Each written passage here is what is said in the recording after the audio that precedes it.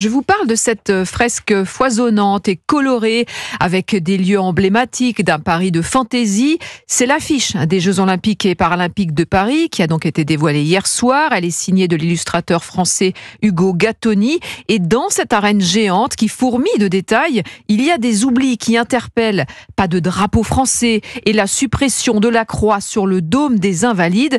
Des omissions qui font réagir une partie de la classe politique, Marie-Hélène Trémollet.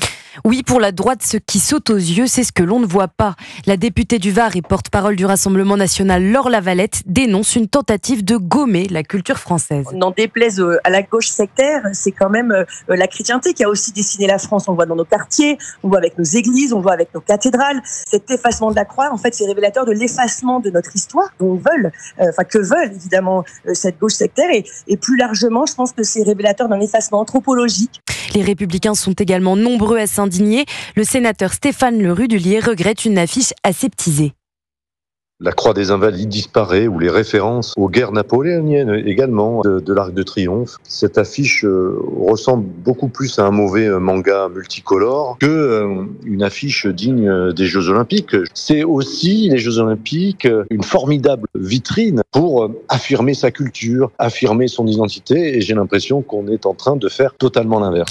Éric Ciotti, François-Xavier Bellamy, Marion Maréchal, tous ces politiques ont réagi ces dernières heures sur leurs réseaux sociaux.